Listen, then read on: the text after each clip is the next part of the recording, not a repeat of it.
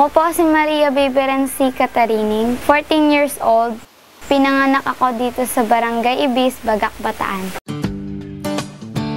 Tatlo po kami magkakapatid. Yung tatay ko po, nagtatrabaho po siya sa Montemar. Marami po siyang pinapasukan extra-extra. Tapos po, nanay ko po, nandito lang po siya, nag-aalaga sa amin.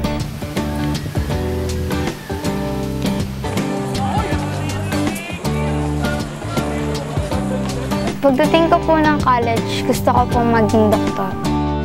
Nung po siya po ay nag-aaral ng Kinder 1, sabi po niya, "Nanay, gusto ko po maging doktor." Sabi ko, "Kaya mo?" "Opo, nanay," sabi niya, "kakayanin ko. Ang problema natin, anak, wala tayong ganon, wala tayong perang pang-support. Bahala ng Diyos," sabi ko ganon. So, "Hindi, nanay, magsisikap po ako," sabi niya. Dalang sabi po niya sa amin noon, "Nanay, huwag kayong mag-alala. Payayamanin namin kayo," sabi niya sa amin. Kasi di ba po tayo mga anak, tayo po mismo yung minsan nagpapahirap. Ano kaya feeling pag tayo naman yung mismong magpapagaan?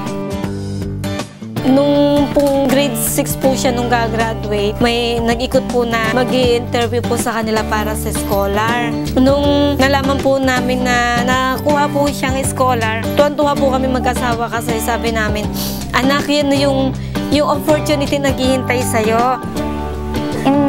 Instead na po sa kailangan ko pong para po doon sa mga kailangan kong gamit, yung pera po namin noon. Doon po na tutuon sa tuition ko. Pero po na nagkaroon ako ng scholar, sila na po yung mismo nagbayad sa tuition ko, sa uniform ko. Tapos po, ang ginagawa na lang po nila nanay ko, yung pambili na lang po, sakto po sa mga kailangan namin.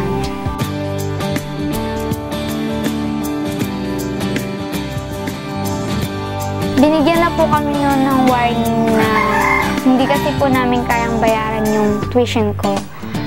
Tapos po, meron na lang daw akong 2 years para mag-aral doon. Then after that, pwede na daw po akong maalis doon. Pero dahil dun sa scholarship ko, hanggang ngayon, patuloy pa rin po ako nag-aaral doon. Masaya po ako. Kasi po, kumbaga sa akin, sabi ko, "Lord, salamat kasi matutupad na yung pangarap ng anak ko."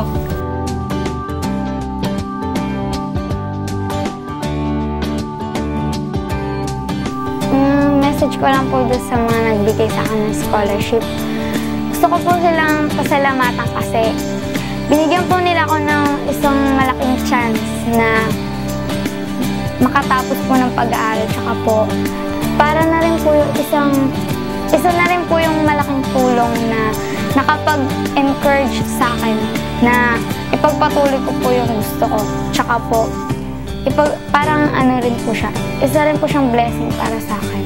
Hindi lang po blessing, kundi isang napakahalagang regalo kasi po. Yun na po yung way. Kailangan ko na lang po ingatan ko na lang po. Parang gano'n. Kasi yun na yung way para ma-achieve ko yung dream ko. Tapos, yun na yung mismong ilaw na maghahatid sa akin sa dream ko.